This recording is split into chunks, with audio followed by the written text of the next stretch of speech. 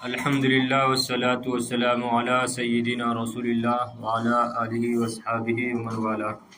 بسم اللہ الرحمن الرحیم۔ ناسخ الحدیث ومنسوخہ، حدیث کے ناسخ اور اس کے منسوخ ہونے کا بیان۔ حدیث کے ناسخ اور اس کے منسوخ ہونے کا بیان، یا حدیث کے ناسخ اور اس کے منسوخ ہونے کے احکام۔ ہم نے کل پڑھا محکم اور مختلف الحدیث کے بارے میں، مثال بھی پڑھی۔ امید ہے بات آپ کو سمجھ میں آ گئی ہوگی۔ آج یہاں سے ناسخ و منسوخ کے بارے میں بیان کریں گے۔ تو نسخ کسے کہتے ہیں؟ اس سے پہلے ناسخ و منسوخ کے بارے میں کچھ پڑھا آپ لوگوں نے کہ نہیں پڑھا ہے؟ درس قرآن چل رہا ہے تو اس میں تو مثالیں کچھ آئی ہوں گی کہ حدیث منسوخ، یہ آیت منسوخ ہے، یہ ناسخ ہے۔ ہاں، تو حدیث میں بھی ایسا ہی ہے، کچھ حدیثیں ناسخ ہیں، کچھ منسوخ ہیں، لیکن کم ہی ہیں ایسی۔ جیسے آیات میں بہت کم ہیں ایسی آیتیں، تو حدیث میں بھی ایسی ہیں، صحیح ہے نا؟ تو اسی کا بیان ہے۔ دیکھیے تعریف النسخ، نسخ کی تعریف۔ لغتاً لہو معنیان، الازالۃ ومنہ نسخت الشمس الظل ای ازالتہ۔ نسخ کے لغت میں دو معنی ہیں، نسخ کے لغت میں دو معنی ہیں۔ پہلا معنی کیا ہے؟ الازالۃ، والثانی النقل۔ پہلا معنی ہے الازالۃ یعنی زائل کرنا، ختم کرنا، رفع کرنا، مٹا دینا۔ اور دوسرا معنی ہے النقل یعنی منتقل کرنا، نقل کرنا، ایک جگہ سے دوسری جگہ لے جانا، رکھنا، صحیح ہے نا؟ اسی سے آتا ہے انتقال۔ کسی کے بارے میں کوئی پوچھتا تو کیا کہتے ہیں؟ وہ انتقال کر گئے ہیں، یعنی ایک جگہ سے دوسری جگہ، دنیا سے آخرت کے مراحل کی طرف منتقل ہو گئے ہیں۔ تو بہرحال ایک معنی کیا ہے؟ الازالۃ، زائل کرنا، ختم کرنا، اور دوسرا معنی نسخ کا آتا ہے النقل، نقل کرنا، منتقل کرنا۔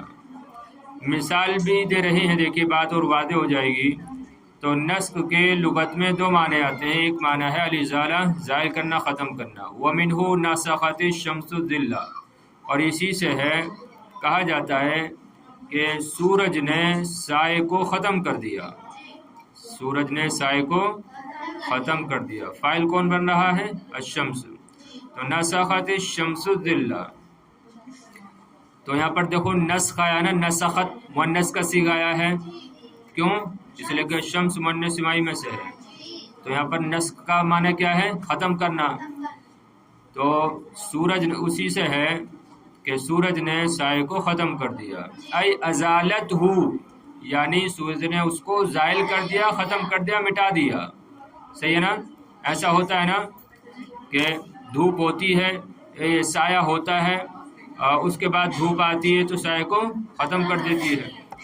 والنقل، دوسرا معنی کیا ہے؟ نقل، نقل کرنا، ایک جگہ سے دوسری جگہ رکھنا۔ ومنہ نسخت الکتاب، اور اسی سے ہے، کہا جاتا ہے میں نے کتاب کو نسخ کیا، کتاب کو نقل کیا، یعنی کتاب میں سے چیزوں کو ایک کتاب سے دوسری کتاب میں منتقل کیا، صحیح ہے نا؟ تو وَمِنْهُ نَسَخَتُ الْكِتَابُ، اور اسی سے ہے کہ میں نے کتاب کو نسخ کیا، منتقل کیا۔ اِذَا نَقَلْتُ مَا فِيهِ، جبکہ میں نے اس میں سے چیزوں کو منتقل کیا، باتوں کو منتقل کیا۔ آپ یہ متکلم کا صیغہ بنا سکتے ہیں، حاضر کا ہی بنا سکتے ہیں، نسخت الکتاب، کہ جب آپ نے کتاب کو نسخ کیا، کتاب کو نقل کیا۔ اسی طرح اذا نقلت ما فیہا، جب آپ نے اس میں سے باتوں کو منتقل کیا، نقل کیا۔ تو بہرحال دو معنی ہو گئے نا، الازالۃ والنقل۔ کہہ رہے ہیں اب مطابقت بتا رہے ہیں، فَكَأَنَّ النَّاسِخَ قَدْ أَزَالَ الْمَنْسُوخَ أَوْ نَقَلَهُ إِلَىٰ حُكْمٍ آخَرَ، تو گویا کہ ناسخ نے منسوخ کو ختم کر دیا، او نقلہ الی حکم آخر، یا اس کو دوسرے حکم کی جانب منتقل کر دیا. صحیح ہے نا؟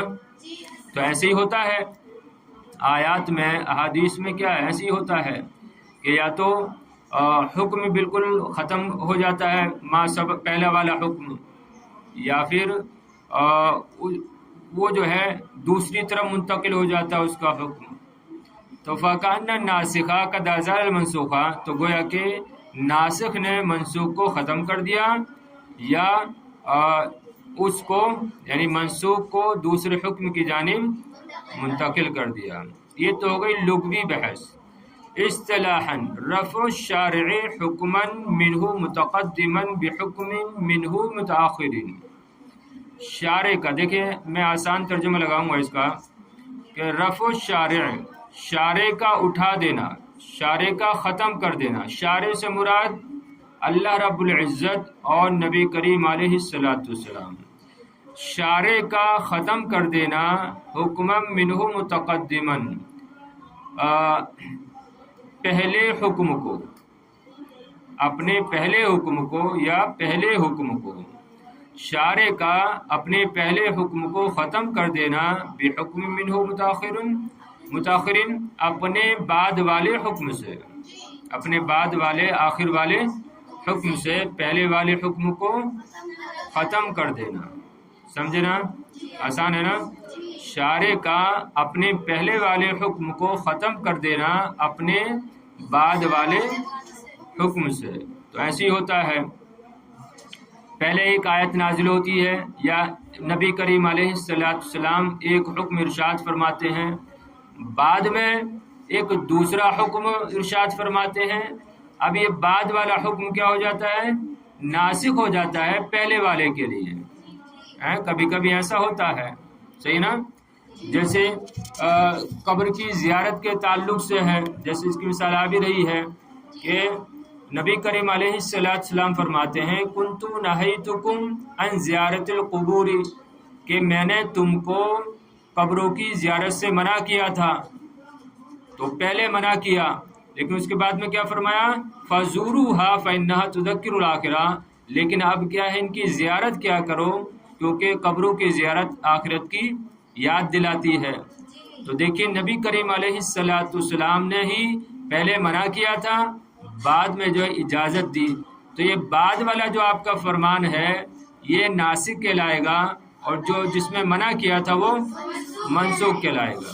سمجھے نا بات؟ اب دیکھیے تعریف دیکھیے پھر، شارع کا اپنے پہلے والے حکم کو ختم کر دینا اپنے بعد والے حکم سے. سمجھے تعریف؟ چلیے آگے. اہمیتہ و صعوبتہ و اشار المبرزین فیہ. اہمیتہ، اس کی اہمیت، یعنی ناسخ و منسوخ جو فن ہے اس کی اہمیت اور اس کی دشواری کٹھنائی، اور اس فن میں مشہور ماہرین. تین چیزیں بیان کریں گے: اس فن کی اہمیت، اس فن کی صعوبت کٹھنائی، اور اس فن میں مشہور ماہرین علماء کا بیان. معرفت و ناسخ الحدیث من منسوخ ہی فن مہم صعب. حدیث کے ناسخ اور منسوخ کی معرفت، حدیث کے ناسخ اور منسوخ کی پہچان ایک نہایت ہی اہم اور کٹھن فن ہے. صحیح ہے؟ ایک مشکل فن ہے. تو حدیث کے ناسخ اور منسوخ کی معرفت کا فن یہ نہایت مہم اور مشکل فن ہے. صحیح ہے نا؟ فقد قال الزہری، یعنی ابن شہاب زہری رحمۃ اللہ تعالی علیہ کیا فرماتے ہیں؟ آیا الفقہاء واعجزہم ان یعرفوا ناسخ الحدیث من منسوخی.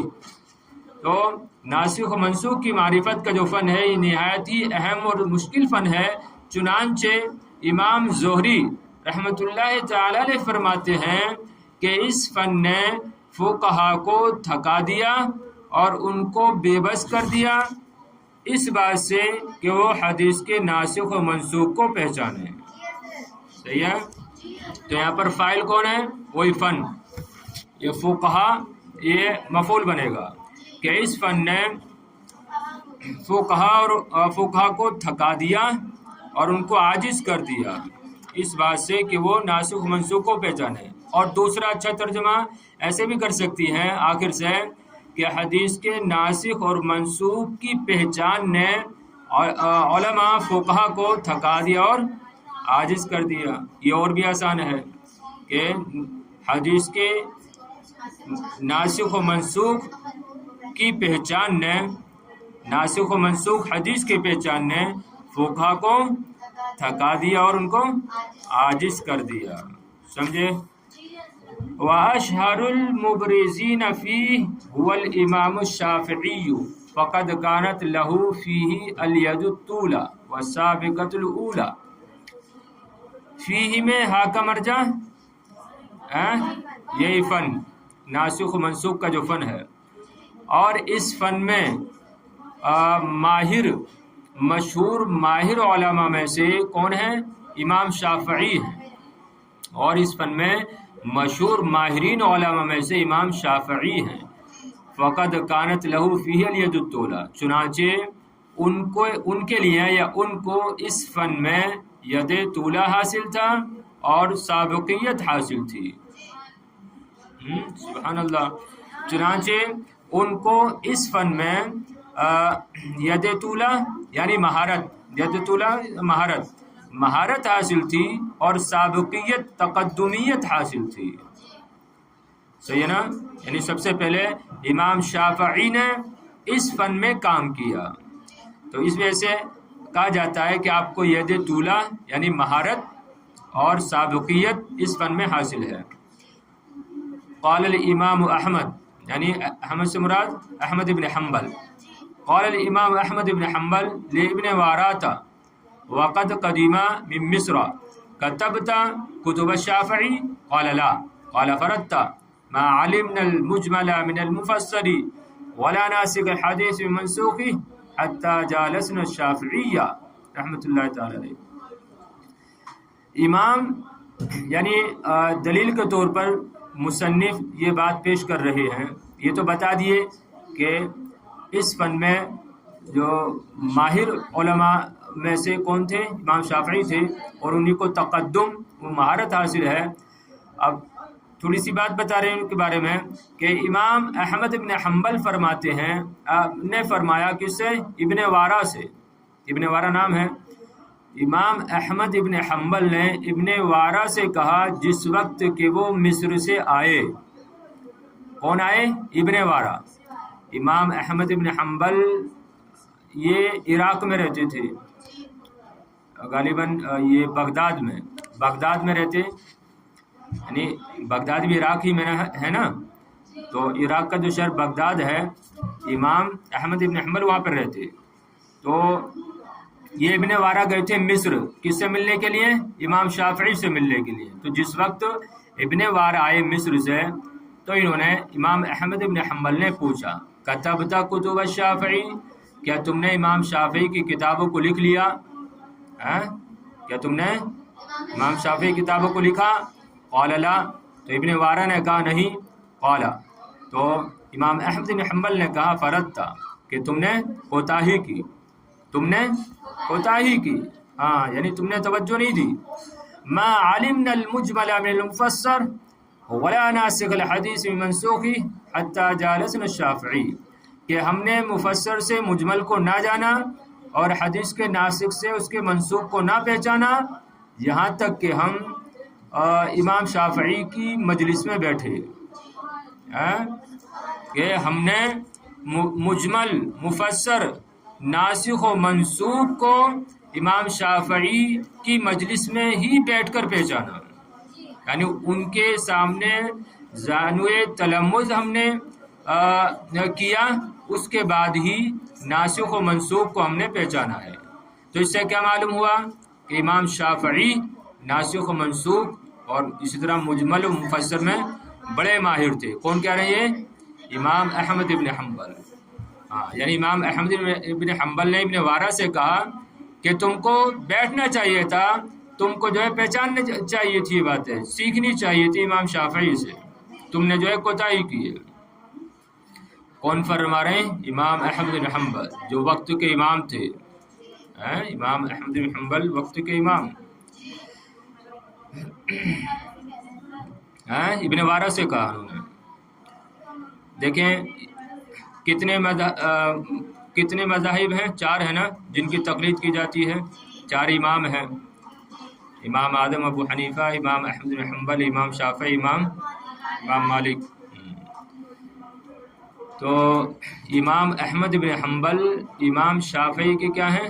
شاگرد ہیں، شاگرد ہیں امام شافعی کے، اور بڑی قدر کرتے تھے امام شافعی کی، بڑا احترام کرتے تھے، بڑے عزت و تکریم سے نوازتے تھے امام شافعی کو جب بھی امام شافعی بغداد تشریف لاتے۔ توجہ ہے نا؟ چھوٹی سی بات آگئی تو بتا دیتا ہوں، بڑی تعظیم کرتے، حالانکہ تھے وقت کے امام احمد بن حنبل بھی کم نہیں تھے۔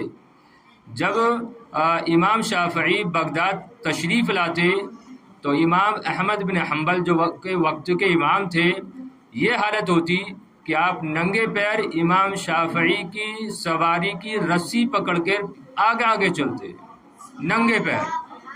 یہ عالم تھا تعظیم و تکریم کا۔ لوگوں نے کہا کہ آپ تو وقت کے امام ہو، آپ تو اتنے بڑے عالم ہو، اور امام شافعی کی سواری کی رسی پکڑ کر ننگے پیر چلتے ہو، آخر وجہ کیا ہے؟ یعنی تانا دیا کہ محمد ابن ادریس شافعی میں کیا ہے ایسا کہ تم اس طریقے سے دیوانہ وار پھرتے ہو؟ تو اس پر امام احمد ابن حنبل نے کہا کہ لوگوں تم کو کیا معلوم کہ محمد بن ادریس شافعی کیا چیز ہے؟ اگر تم کو بھی معلوم ہو جائے تو تمہارا بھی حال یہی ہوگا۔ یہ کون فرما رہے ہیں؟ امام احمد بن حنبل امام شافعی کے بارے میں۔ تو حقیقت بات ہے، علم کی قدر علم والے ہی پہچانتے ہیں، ہے کہ نہیں؟ علم کی قدر علم والے ہی پہچانتے ہیں۔ تو اس قدر تعظیم و تکریم اور احترام کرتے ہیں۔ لیکن جہاں پر تحقیق کی بات آئی، جہاں پر مسائل کی بات آتی ہے، تو تحقیق امام شافعی کی اپنی جگہ اور امام احمد بن حنبل کی اپنی جگہ۔ اس بات سے یہ بھی معلوم ہوتا ہے کہ اختلافات چاہے کتنے بھی ہوں، لیکن کسی کی جو ہے برائی یا کسی پر بے وجہ الزامات عائد نہیں کرنا چاہیے۔ تحقیق اس کی جگہ، آپ کی تحقیق اپنی جگہ۔ تو بہرحال بتانے کا مقصد یہ ہے کہ امام شافعی بھی وقت کے امام، امام احمد بن حنبل بھی وقت کے امام، اور بڑی تعظیم و تکریم کرتے۔ لیکن جہاں تحقیق کی بات آئی تو امام احمد بن حنبل نے اتنی تحقیق کی کہ اپنا الگ مذہبی بنا لیا۔ اب اس میں یہ نہیں سوچا کہ امام شافعی جو اتنے بڑے امام ہیں، میں سارے مسائل میں انہی کی پیروی کروں، نہیں۔ تحقیق کی بات آئی تو آپ نے اس قدر تحقیق کی کہ اپنا ایک الگ مذہبی بنا لیا۔ سمجھ رہے بات؟ اسی طرح امام مالک ہیں، واسطے سے امام اعظم کے شاگرد ہیں، ہے کہ نہیں؟ لیکن جہاں تحقیق کی بات آئی تو اتنی تحقیق کی کہ انہوں نے بھی اپنا الگ مذہب بنا لیا۔ صحیح ہے نا؟ تو تحقیق اپنی جگہ ہوتی ہے اور تعظیم و تکریم اپنی جگہ ہوتی ہے۔ بہرحال دیکھیے، تو امام احمد بن حنبل نے ابن وارہ سے کہا جس وقت وہ مصر سے آئے کہ کیا تم نے امام شافعی کتابوں کو لکھ لیا ہے؟ انہوں نے کہا نہیں۔ انہوں نے کہا تم نے کوتاہی کی کہ ہم نے مجمل، مفسر اور حدیث کے ناسخ و منسوخ کو نہیں پہچانا جب تک کہ ہم امام شافعی کی مجلس میں نہیں بیٹھے۔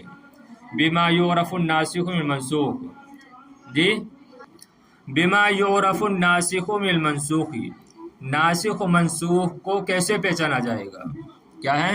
بما یعرف الناسخ من المنسوخ، ناسخ و منسوخ سے کیسے پہچانا جائے گا، یعنی ناسخ و منسوخ کو کیسے پہچانا جائے گا؟ تو دیکھیں یہاں پر 4 صورتیں بتا رہے ہیں، بلکہ 5 صورتیں بتا رہے ہیں، 5 نہیں 4 صورتیں بتا رہے ہیں کہ آپ کیسے پہچانیں گے۔ یہ اہم بات ہے کہ نہیں ہے؟ اہم بات ہے۔ دیکھیے युरफ़ु नासिखुल हदीस मिन मनसूखिही बिअहद हादिल उमूरी। नासिख हदीस के नासिक को उसके मनसूख से पहचाना जाएगा इन उमूर में से किसी एक के ज़रिए से। नासिक हदीस के नासिक को उसके मनसूख से पहचाना जाएगा इन उमूर में से किसी एक के ज़रिए। देखिए पहला अमर क्या है, बितसरीह रसूलिल्लाह सल्लल्लाहु अलैहि वसल्लम का हदीस बुरैदता फी सहीह मुस्लिम कुन्तु नहीतुकुम अन ज़ियारतिल क़ुबूरी फ़ज़ूरूहा फ़इन्नहा तुज़क्किरुल आखिरा। पहला अमर क्या है कि नबी करीम अलैहिस्सलाम खुद सराहत फरमा दें। नबी करीम अलैहिस्सलाम की सराहत से नासिख व मनसूख को पहचाना जाएगा। सही है ना? हाँ, जैसे हज़रत बुरैदा की हदीस सही मुस्लिम में कि नबी करीम अलैहिस्सलाम ने फरमाया, मैंने तुमको कब्रों की ज़ियारत करने से मना किया था, फ़ज़ूरूहा। अब ये क्या है, ये नासिख है। फ़ज़ूरूहा फ़इन्नहा तुज़क्किरुल आखिरा, तो तुम कब्रों की ज़ियारत क्या करो क्योंकि कब्र की ज़ियारत आखिरत की याद दिलाती है। तो फ़ज़ूरूहा फ़इन्नहा तुज़क्किरुल आखिरा ये नासिख है। समझे बात? तो देखिए नबी करीम अलैहिस्सलाम ने खुद सराहत फरमा दी। दूसरा अमर क्या है, बेकौल सहाबी, सहाबी के कौल से, कौल जाबिर इब्न अब्दुल्लाह रज़ियल्लाहु अन्हु, जैसे कि जाबिर इब्न अब्दुल्लाह रज़ियल्लाहु ताला अन्हु का कौल, काना आखिरुल अमरैन मिन रसूलिल्लाह सल्लल्लाहु अलैहि वसल्लम तर्कल वुज़ूइ मिम्मा मस्सतिन नार, अखरजहु अस्हाबुस सुनन। यानी सहाबी ये वजाहत कर दें कि नबी करीम अलैहिस्सलाम का ये कौल बात का है और ये पहले का है, लिहाजा जो बात का होगा वो क्या होगा, नासिख होगा, और जो पहले का होगा वो मनसूख। तो देखिए सहाबी के कौल से, जैसे हज़रत जाबिर इब्न अब्दुल्लाह का कौल है कि रसूलुल्लाह सल्लल्लाहु ताला अलैहि वसल्लम के दो अमरों में से आखिरी अमर आग पर पकी हुई चीज़ की वजह से वज़ू ना करना था। समझ रहे हैं कि नबी करीम अलैहिस्सलाम के दो अमरों में से आखिरी अमर आग पर पकी हुई चीज़ की वजह से वज़ू ना करना था। देखिए इसमें यहाँ पर इख्तिलाफ है। क्या इख्तिलाफ है? यानी नबी करीम अलैहिस्सलाम ने इब्तिदान शुरू में ये हुक्म फरमाया था कि अगर तुम बावज़ू हो और आग पर पकी हुई चीज़ खा लो तो अब तुम्हारा वज़ू टूट जाएगा, तुम्हें दोबारा वज़ू करना होगा। सही है? मतलब पढ़े होंगे ना आप? हाँ, यानी वो चीज़ जो आग पर पकाई गई हो, आग ने जिसको छू लिया हो, चाहे वो अब कोई भी चीज़ हो, गोश्त हो और भी कोई चीज़ हो, तो ऐसी चीज़ के छूने से, खाने से क्या हो जाएगा, वज़ू टूट जाएगा। तो पहले ये हुक्म था, लेकिन बाद में आपने मना फरमाया नहीं, बल्कि बाद में नबी करीम अलैहिस्सलाम से ये साबित है कि आपने आग पर पकी हुई चीज़ खाई लेकिन उसके बाद आपने वज़ू नहीं फरमाया। तो अब ये बाद वाला जो आपका अमल है ये नासिख हो जाएगा पहले वाले अमल के लिए। समझे बात? हाँ, पहले वाला मनसूख हो जाएगा। आई बात समझ में? हाँ, तो बेकौल सहाबी के कौल से कि जाबिर इब्न अब्दुल्लाह का कौल है कि काना आखिरुल अमरैन, ये पूरा काना का इसम बनेगा और तरकल वुज़ूए मिम्मा मस्सतना ये खबर बनेगी कि रसूलुल्लाह सल्लल्लाहु ताला अलैहि वसल्लम के दो अमरों में से आखिरी अमर तरकल वज़ू का तर्क करना था, यानी वज़ू ना करना था, मिम्मा उस चीज़ की वजह से मस्सतिन नार के जिसको आग ने छुआ, जिसको आग ने छुआ हो। आग ने छुआ यानी सीधा सा तर्जमा, आग पर पकी हुई चीज़ खाने के बाद वज़ू ना करना था। समझे तर्जमा? अरे नबी करीम अलैहिस्सलाम के दो अमरों में से आखिरी अमर आग पर पकी हुई चीज़ की वजह से वज़ू तर्क ना करना था। तर्क का माना ना करना था। ارے نہیں آ رہی کے پاس میں اخرجہ اصحاب السنن، اس کی تخریج کی ہے، اس حدیث کی تخریج کی ہے کس نے؟ سنن والوں نے. لفظی ترجمہ کیا ہوگا؟ سنن والوں نے. سنن والوں نے یعنی صحیحین کے علاوہ. ہاں. بمعرفت التاریخ، تیسرا امر کیا ہے؟ بمعرفت التاریخ، تاریخ کی معرفت سے، یعنی ناسخ و منسوخ کو پہچانا جائے گا تاریخ کی معرفت سے. تاریخ دیکھی جائے گی کہ آپ کا کون سا ارشاد کب کا ہے، کون سا فرمان کب کا ہے. لہذا جو پہلے کا ہوگا وہ منسوخ ہوگا، جو بعد کا ہوگا وہ ناسخ. تو وہی کہہ رہے ہیں، دیکھیے کہ حدیث شداد ابن اوس، جیسے کہ شداد ابن اوس کی حدیث افطر الحاجم والمحجوم، کہ حاجم اور محجوم کا روزہ ٹوٹ گیا یا ٹوٹ جائے گا. حاجم اور محجوم کا روزہ ٹوٹ جائے گا. نسخ بحدیث ابن عباس، اس کو منسوخ کر دیا عبداللہ ابن عباس کی حدیث نے، یا یہ حکم منسوخ ہو گیا عبداللہ ابن عباس کی حدیث سے. کون سی حدیث سے؟ دیکھیے، ان النبی صلی اللہ علیہ وسلم احتجم وهو محرم صائم، کہ نبی کریم علیہ السلام نے حجامہ لگوایا اس حال میں کہ آپ روزے دار تھے اور حالت احرام میں تھے. تو اب کیا کہا تھا؟ بمعرفت التاریخ، تاریخ کی معرفت سے. تو دیکھیں دو حدیثیں ہو گئی. ایک حدیث کیا کہہ رہی اوپر والی کہ روزہ ٹوٹ جائے گا حجامہ لگوانے سے، اور دوسری حدیث کیا کہہ رہی نیچے والی کہ نہیں ٹوٹے گا یا نہیں ٹوٹا، کہ نبی کریم علیہ السلام نے روزے کی حالت میں اور احرام کی حالت میں حجامہ لگوایا. تو اب یہ کیسے معلوم ہوگا، یا یہ کیا حکم دیا جائے گا؟ دونوں طریقے کی حدیثیں ہیں. تو اب تاریخ کو دیکھا جائے گا. تو ان دونوں حدیثوں کی تاریخ کو جب دیکھا گیا تو احتجمہ ہوا محرم صائم، یہ حدیث بعد کی ہے اور پہلی حدیث پہلے کی ہے. لہذا احتجمہ ہوا محرم صائم یہ ناسخ ہو جائے گی افطر الحاجم والمحجوم کے لیے. دیکھیے خود بتا رہے ہیں، فقط جاء فی بعض طرق حدیث شداد انہ ذالک کان زمن الفتح، چنانچہ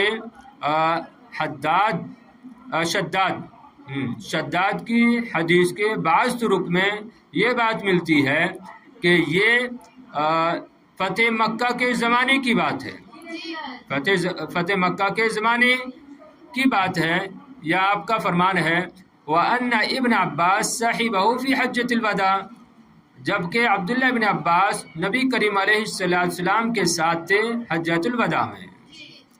تو حجۃ الوداع بعد کا واقعہ ہے اور فتح مکہ کا جو معاملہ ہے وہ پہلے کا ہے. تو تاریخ سے معلوم ہوا کہ یہ بعد والی جو حدیث ہے وہ ان النبی صلی اللہ علیہ وسلم احتجمہ و محرم صائم ہے، اور فتویٰ بھی اسی پر ہے کہ اگر کسی نے حالت احرام میں یا روزے دار میں روزے کی حالت میں حجامہ لگوایا تو وضو نہیں ٹوٹے گا، اور روزہ نہیں ٹوٹے گا. وضو تو ٹوٹ جائے گا، خون نکل گیا، وضو ٹوٹ جائے گا، روزہ نہیں ٹوٹے گا.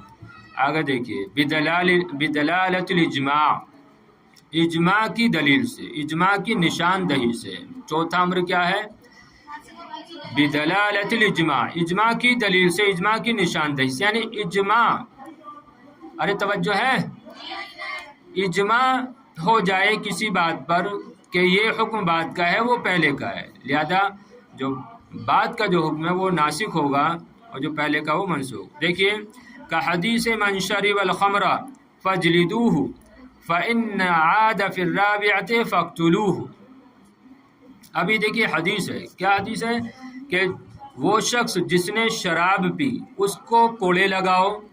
فإن عاد في الرابعة، پس اگر اس نے چوتھی مرتبہ بھی شراب پی فاقتلوه، تو تم اس کو قتل کر دو.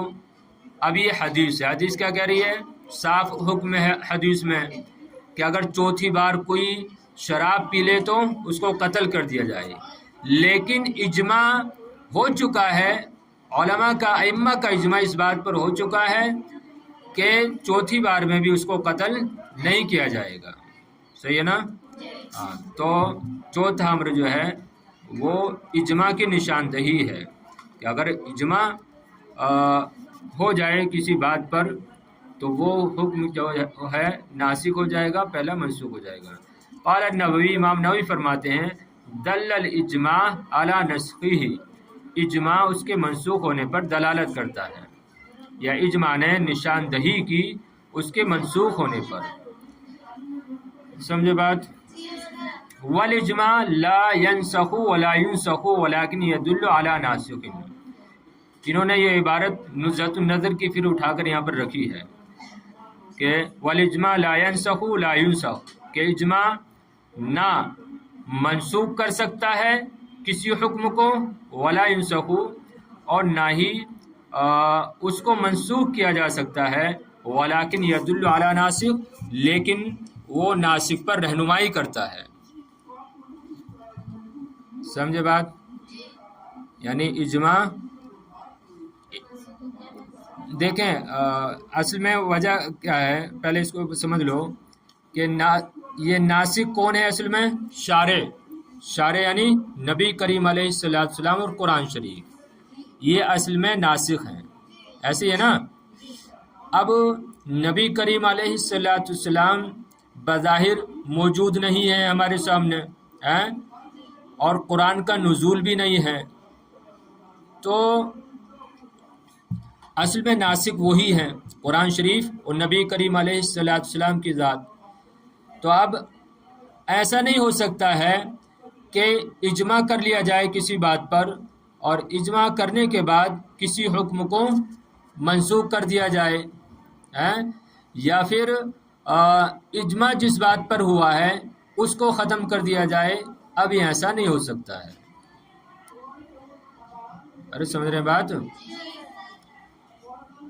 تو الاجماع لا ينسخ ولا ينسخ ولكن يدل على ناسخ، کہ اجماع نہ ناسخ، یعنی اجماع خود ناسخ بھی نہیں بن سکتا، ولا ينسخ، نہ ہی اس کو منسوخ کیا جا سکتا ہے۔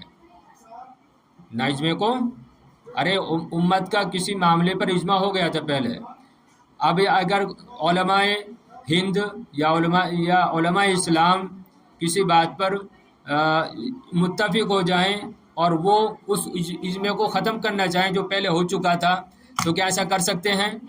ایسا نہیں کر سکتے نا۔ تو وہی کہہ رہے ہیں کہ اجماع نہ خود ناسخ بن سکتا ہے، ولا ينسخ، اور نہ ہی اس کو منسوخ کیا جاتا ہے، ولیکن یدل علی ناسخ، لیکن وہ ناسخ پر رہنمائی کر سکتا ہے۔